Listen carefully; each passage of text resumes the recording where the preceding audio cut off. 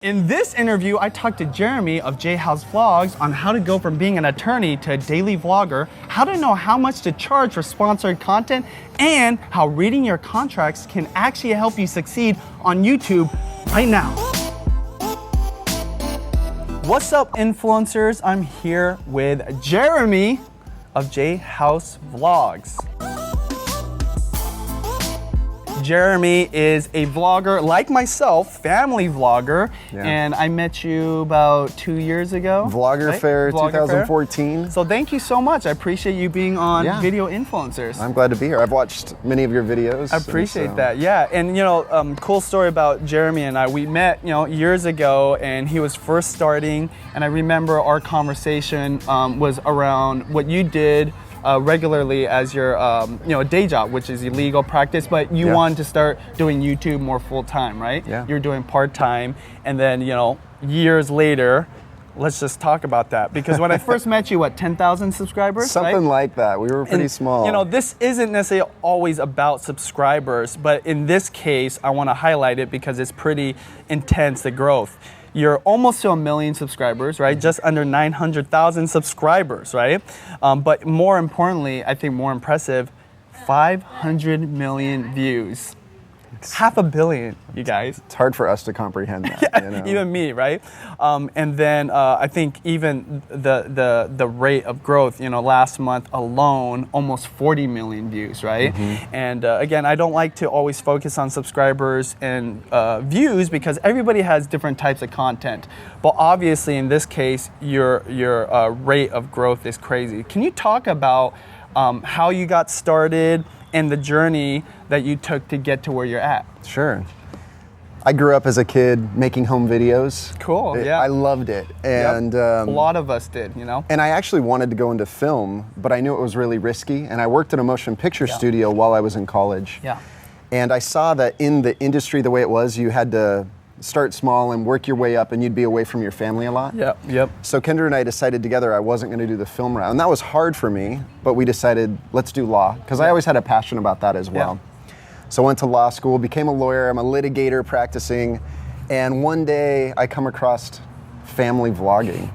I find it, and I go into Kendra, I was like, we should do this, because I love making videos. And how long ago was that? 3 years ago? So it was in April. It was like April 1st, 2014. Oh, wow. Okay. Yeah. Okay. So about 3 years ago then. Yeah, 3 years ago. Saw it, and it took several months to talk Kendra into this. We didn't start until near the end of September of 2014 was the first video that we put up. And we've just been really deliberate and careful with every decision we've made along the way. Yeah. Well, obviously, you guys have made some good decisions. I've seen your content, family-friendly stuff. Mm-hmm. And what I love about what you guys do is, it's a very wholesome, Mm-hmm. Like, you guys are just sharing your lives and what you do, not trying to be fake or anything like that, and just being yourselves. What's really interesting to me is when I first met you, I remember you telling me you're an attorney, want to be a vlogger, but now that I'm meeting you now, hearing about this backstory, right? Yeah. So a lot of people, I'm sure you've heard this from viewers or whoever, you guys got lucky, right? Or this is just something that was given to you maybe because of collaborations or whatever. But there's this story before you being an attorney that added to how you grew. Can you talk about the importance of following your dreams, and more importantly, preparation is key to success? Yeah. When I was in high school, my parents were divorced, and my mom married a man who owned a video production company. Mm-hmm. This was before there was digital editing, so he had analog tapes, and I became an editor. I was a professional editor. That was how I made money in high school, was I made videos. And so I think that the hours put in and the time, maybe not of the technical editing, but of how to tell a story in film, how to touch people's emotions. I made several videos for the high school that were used, like the end of the year highlight video. They always had a picture montage, and I decided to turn it into a video where I interviewed people, and I made this whole video and found that passion of using video to tell a story. And I was really nerdy in high school. I would watch a movie and go home and outline the storyline. That's cool. So obviously you had a passion for it. I had a passion for it, and so that's the backstory that I never really talk about. I've loved this genre of telling a story, and like I said, even home videos for a long time. And so it's not like I just out of nowhere saw it and it's like, I'm going to do this. It's something that's been a part of my story. Totally. And I think that's so important for people to hear because, of course, it's so easy for people to just see your last 2 years of growth, right? Yeah. And just automatically think, no, you just got lucky. But the reality check is not only have you been doing this for a lot longer than you've been doing, people realize on YouTube, but you're really passionate about it. Yeah. On the flip side, right, you become an attorney. Like, how does that even happen, right? Like, tell me a little bit about that. Sure. And then let's talk a little bit about how you utilize the skills you learned in that industry for what you do now. Sure. I grew up loving to argue. Maybe that's a bad thing to, it was like, you're really good at debating. Yeah, that's you should cool. be a lawyer. I had people tell me that growing up, but I really am competitive. I loved sports. I played football all through and baseball, and I loved the competitive nature of being a trial attorney. Yeah. So I loved law school, and I love practicing a lawyer. It forces you to dig deep into research, to find the answer to a problem, and then present it in a way that makes sense to anybody. Yep. So I think that one of the ways that that's helped me a lot with YouTube is the ability to take the time and the effort to dig into data. Yeah. I mean, that's the boring side of it, right? Yep. I mean, we love making videos, but I was very responsive to all the information that YouTube was giving me. Yeah. So I would see in a YouTube video, there's the audience retention. Yeah. I watch that very closely. And when I see that there's a big dip in a video, I go back and I see, well, what's causing that dip? And I would remember that going forward. And there's just a couple simple examples. I saw that when we ended the video with me and Kendra sitting on our bed talking for 2 or 3 minutes, it was dying off. People wanted to see the action, or they were more excited to see what was going on in our kids' lives or what was happening. They didn't want us just talking at them. So we stopped doing that. We responded to the data we were seeing. And when you're doing that every month, you're constantly refining towards the audience. Compounding, right? Exactly. And I could name hundreds of examples like that one where we're responding. And again, every audience is different and everyone's journey is different. So I don't know that what I just said maybe applies to you or anybody else. But I knew that it applied to me because the data told me that. It applies to everybody. I sound like such a nerd.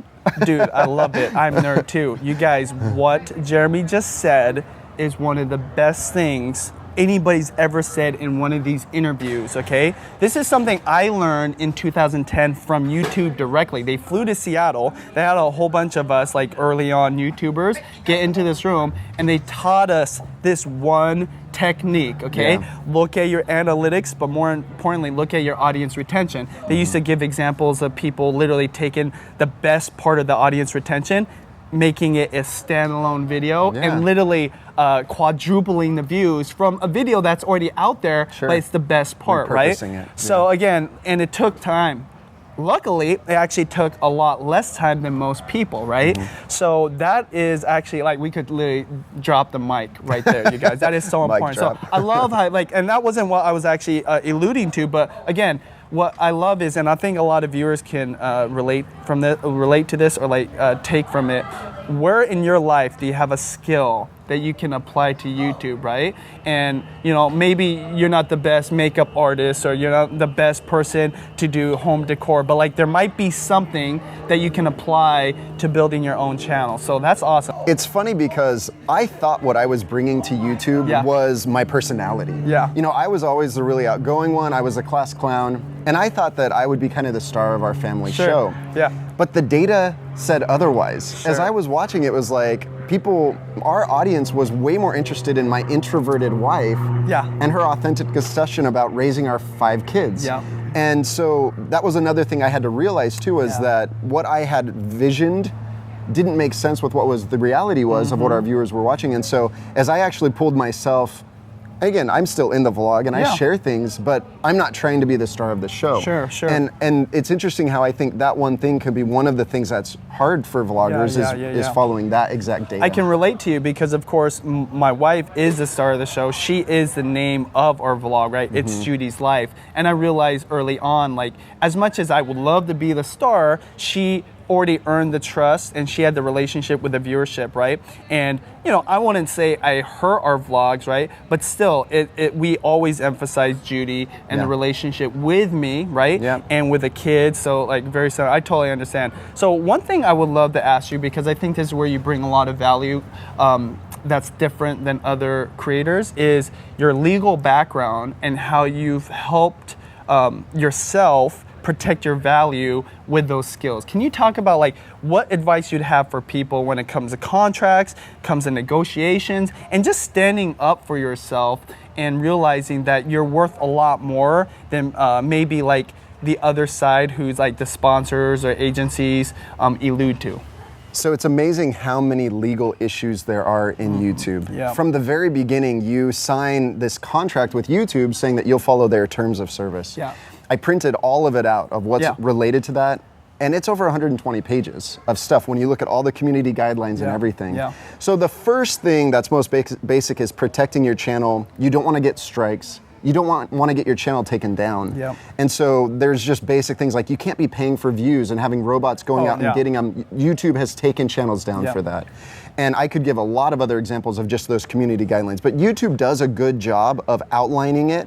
If you go to the community guidelines and read through it, what are you allowed to do and not allowed to do? So that's the first thing I would recommend. Yeah. There's a whole other world of the contracts you'll enter with other people when you start doing brand deals. My lordies. When you start negotiating, and there's a lot you need to know, because a contract, if you're not familiar with the law, it's as though it's written in Spanish. Totally. And if you don't speak Spanish, you shouldn't sign it. And one thing, what it means to you might actually mean something totally different in court. And that's why you get an attorney to help you, is because they speak Spanish. Again, this is an analogy. I'm not actually saying contracts are written in Spanish. If you want to find people who speak the language that the contract is written in to help you know what shouldn't be in there and what should be in there. And I've been amazed because up front, when I'm working with agencies or brands or MCNs, I'll say, look, we don't want there to be any licensing deal with this. And they'll say, okay, that's fine. They'll send me the contract and there's a licensing deal. There's a licensing clause in it. And if you weren't familiar with that, you could sign it and you just gave away licensing rights where they can use that video in any way they want and make money off it. And it's not that people are being malicious, I don't think. It's just that people use form contracts. And let's talk about that. How many times that we've dealt with agencies, MCNs, just like people in general, like for sponsorships, that don't even read their own contracts, right? Like, and this is a problem. The people you deal with, they don't have any kind of legal knowledge, right? So even when they say, oh yeah, don't worry, that won't be in there, they don't even know what to look for to take out, right? And they shouldn't be doing that anyways, right? Like they should have their legal be doing it, but for the sake of the timelines and like they're just like behind or whatever, they'll just push things through. And this is why I love that Jeremy is letting us interview him, because I talk about this a lot, but I always give the disclosure, like I don't have any legal training, but for you to hear it from not only somebody that is an attorney, but like has experience doing this, I think is really good. So and I should say this isn't legal advice for you personally, but I do want to talk about the principles so that you have an idea. And was there another thing you said? There was so first thing was community guidelines. Second thing is just like working with legal. Is there anything else? I think that's the thing is, if you don't understand it, you should be getting legal help. And I get that there's a lot of complication with that. If you're doing a $200 deal and your attorney costs $200 to $500 an hour, that's a tough thing to do. But you have to understand that in signing that agreement, it could harm you in ways that you don't realize that are much more damaging than whatever you paid the attorney. I think the basic thing you do, just like community guidelines, is just read the contract, right? Like even though it will be in Spanish for a lot of people, you still want to read it so that you know that what is in it, right? So at least, because I've met a lot of people that don't even read the contract. They just sign it. Yeah, because it takes too much time. Don't take people's word for it. And I've even made mistakes where like years down the road, it hurt me, right? And this is before I took contracts as seriously as I do now. I actually work with an attorney now for all of our deals to make sure we do everything right. Not everybody can afford that. That's why if you have a friend that's an attorney or a family member that can help you, at least read your contracts. See if it matches what your email communication or phone call communications have been, and often it's not there. The contract doesn't match. So that's an easy thing to go back. And this is the thing, I don't think I've ever had a contract where I'm not going back about something, saying, hey, we talked about this. or the price was supposed to be this and that's not in there. So there's all kinds of terms. A whole other realm besides the contract terms themselves, because we could talk about exclusivity. We could talk about how long is the term. We could talk about licensing deals. There's a bunch of clauses you need to know about. But a whole other realm is the negotiating side of it. That's an art form. Let's talk about that, because I think that's the last thing that I think I want to talk about in terms of your, like you said, the legal side and your experience there. Because we have a lot of new people, and as well as established people that are getting into sponsorships, right? And one of the hardest things is like, how much do you charge, right? Like, I'm just starting out. Do I charge more? Or do I charge less? Because I don't want the deal to go away. Let's talk about that, right? Like how you use your legal experience and your skills in arguing, right? To be able to protect your value and always be able to charge what is, fair, at least in your eyes, and make a win-win situation. Well, it's interesting because one of the most important parts of negotiating has nothing to do with my legal experience. It's that my wife and I have been carefully crafting our paradigm or our outline of what we will and will not do. And that's been a process. Will we do any products that we don't already use? And if we will, what kind of products are those? And so knowing your own boundaries helps you sift through what kind of deals are coming in. It's hard because when you first get going, I remember any offer that came in, you want to jump on it because you're so excited. But now we're to the point where probably 80 to 90% of deals that come in, we're not doing. Because it doesn't fit in our parameters. You have to have parameters for what types of products you'll do and what kind of pricing you'll have. And if it doesn't fit in there, that's where the negotiating comes into play. And so just like if you were to go and buy a car, if you don't know the actual value of the car, you don't have a leg to stand on. And so how do you find out the value of your channel? That's a very hard thing to do. I mean, early on, I remember using things like Social Blue Book or other indicators that gave me some sense. But talking to people really is a big deal. We were talking about this earlier of like, what is the value? Because our channel was constantly growing. And it's hard to know, well, what is the value now? What is the value now? And so to have friends to talk about deals, and that's a really sensitive thing. It can be awkward to go to YouTube and you're like, well, what are you charging for this or that? But that's part of why building relationships in YouTube is part of success. And real relationships, not absolutely. And that's why I love this community, because we can talk about these kind of things. Obviously, we're not talking about numbers ourselves like openly, but you can find people that have the same kind of content as you that are already working with brands. One thing I used to do early on is if a brand approached me, if I would do a search on that brand and videos, if I saw one of my friends working with that brand, I would ask them how much they charge, right? Like, and usually people are really helpful. They actually want to help you. It just is, you have to get over this taboo of not asking or talking about it. And the one thing I will say, I want to hear what your thoughts are. One of the best techniques outside of just knowing what your value is and standing up for it is being willing to walk away from the deal, right? Like, don't be afraid to say no and know that you could lose the deal. How many times I've gotten the rate I wanted, or sometimes doubled or tripled the sponsorship because I was willing to say no and just walk away. Well, saying no is the leverage you have in a negotiation. And if you have no leverage, then you'll do whatever they say. And so there's no question that that's true. You have to be able to say no. What's interesting too is that we said no to certain brands 3, 4, 5 times because they weren't offering enough, or they were wanting us to do something we didn't agree with. But later on they came back and the price was right. And so I'm glad I didn't undersell myself, because then you lower your value for all future deals. And the agencies talk. They know each other. So when you're willing to undercut yourself, it will hurt you in future deals. But it's painful to be patient when you're passing up a lot of opportunities because you're saying, no, we're worth this much, and you're losing deals. But if you're patient, you'll get those great deals that were worth waiting for.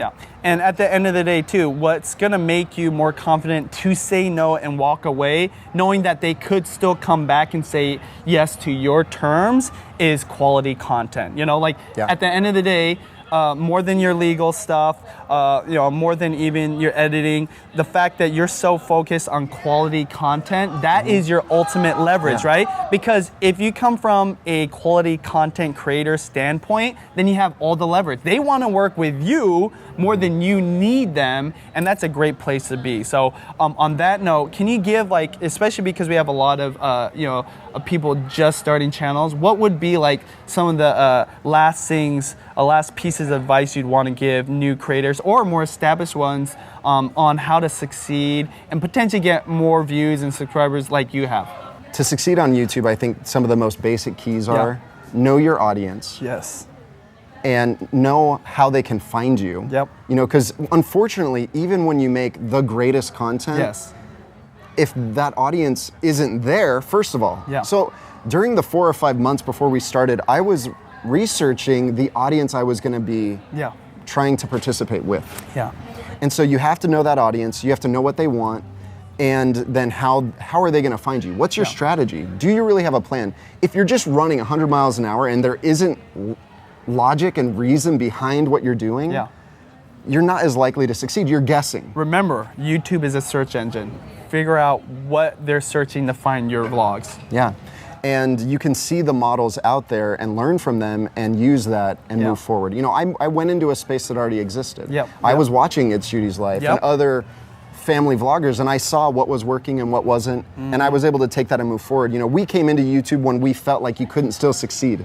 We talk about that, you know, are you coming in too late? Oh my gosh, I get that question. Even now, I don't think that, but like, especially, and that's why you're a great example, because you have, in ways, like viewership-wise, like, you know, impressions-wise, have even surpassed us.